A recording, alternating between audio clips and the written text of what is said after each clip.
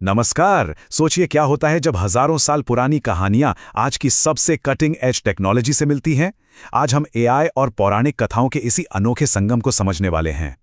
चलिए श्रीमद् भागवतम के इस श्लोक से शुरुआत करते हैं। जरा कल्पना कीजिए, कृष्ण की बांसुरी में ऐसा जादू था कि नदियां भी बहना भूल जाती थीं और जानवर बिल्कुल किसी तस्वीर की तरह स्थिर हो जाते थे। ये है कहानी कहने की वो ताकत जो सदियों से हमारे दिलों पर राज करती आई है। लेकिन क्या हो अगर यही जादू अब कोड की बस कुछ लाइन से पैदा किया जा सके। आज आर्टिफिशियल इंटेलिजेंस इन सदियों पुरानी कहानियों को एक बिल्कुल नया डिजिटल अवतार दे रहा है। यहां कल्पना अब पिक्सल में ढल रही है। तो सवाल ये है कि ये डिजिटल जादू आखिर होता कैसे है। चलिए जरा पर्दे के पीछे झांकते हैं और देखते हैं कि कोड के जरिए इन महान कथाओं को फिर से कैसे गढ़ा जा रहा है। ये पूरा प्रोसेस बेसिकली 4 सिंपल स्टेप्स में होता है। सबसे पहले आती है स्क्रिप्ट, जिससे कहानी की नींव रखी जाती है।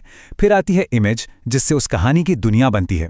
इसके बाद वीडियो से उसमें जान डाली जाती है और आखिर में आवाज से उसे आत्मा मिलती है। चलिए हर एक स्टेप को थोड़ा करीब से देखते हैं। सब कुछ शुरू होता है एक प्रॉम्प्ट से। अब ये प्रॉम्प्ट क्या है? ये बस एक तरह का कमांड या इंस्ट्रक्शन है।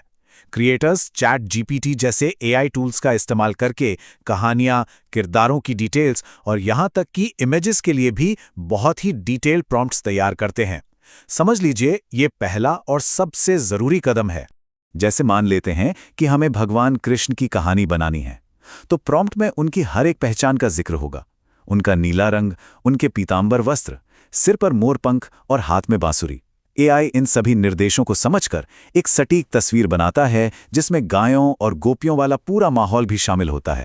अच्छा, तो इन लिखे हुए डिटेल्ड प्रॉम्प्ट्स को मिडजर्नी जैसे एआई इमेज जनरेटर्स में फीड किया जाता है और फिर ये एआई टूल उन शब्दों को कमाल की तस्वीरों में बदल देता है।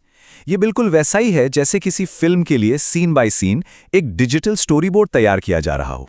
ठीक है, तो इमेजेस तो बन गए, अब बारी है इन्हें मोशन देने की, मतलब वीडियो बनाने की। इसके लिए लूमा और रनवे जैसे प्लेटफॉर्म्स काफ़ी पॉपुलर हैं। लूमा का स्टाइल थोड़ा ड्रीमी और सिनेमैटिक है, जो आर्टिस्ट के लिए बढ़िया है। वहीं दूसरी तरफ रनवे बिल्कुल फोटो रियलिस्टिक और कमर्शियल रेडी वीडियो बनाता है। मतलब हर टूल का अपना एक अलग अंदाज है। और फिर आता है आखिरी और सबसे ज़रूरी हिस्सा, आवाज।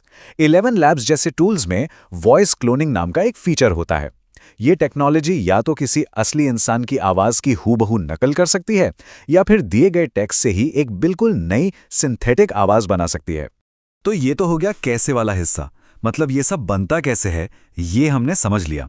लेकिन जब इनोवेशन ट्रेडिशन से टकराता है तब क्या होता है? एक क्रिएटर को किन मुश्किलों का सामना करना पड़ता है? चलिए अब इस संवेदनशील पहलू पर बात करते हैं। सवाल यह है कि क्रिएटिविटी और कंट्रोवर्सी के बीच की वो पतली सी लाइन आखिर है कहां? कब एक छोटा सा क्रिएटिव एक्सपेरिमेंट एक बड़ा विवाद बन जाता है? इसका एक बहुत ही इंटरेस्टिंग एग्जाम्पल हमें रेडिट पे देखने को मिला।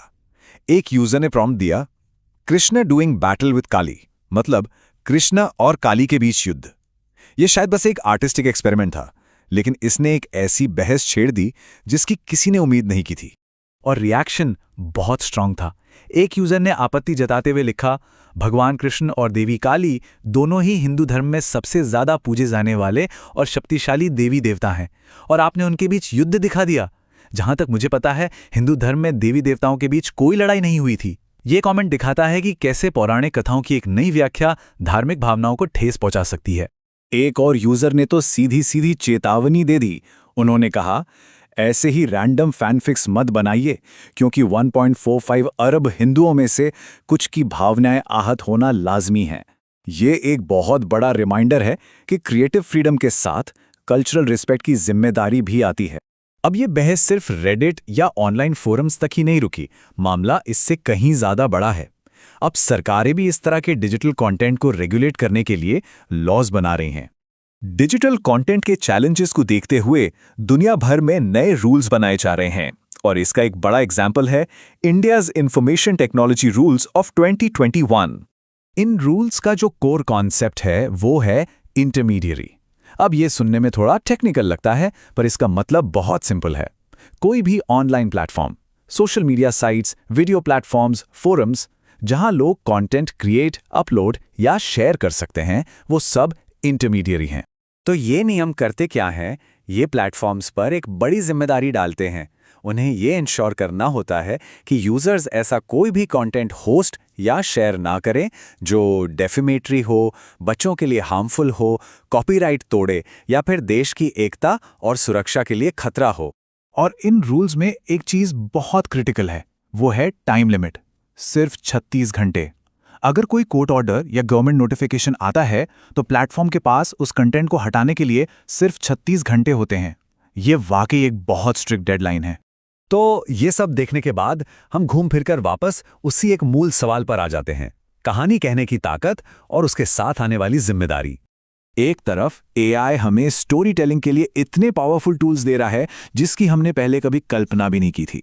सिर्फ कुछ लाइंस ऑफ टेक्स्ट से पूरी की पूरी फिल्में बन सकती हैं, और ये वाकई में एक नए क्रिएटिव ईरा की शुरुआत है।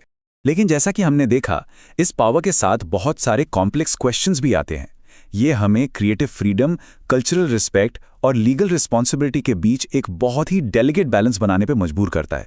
तो जैसे जैसे एआई हम सबको एक मिथ मेकर, एक कहानीकार बना रहा है, सोचने वाली बात यह है कि हम कौन सी कहानियां कहना चुनेंगे।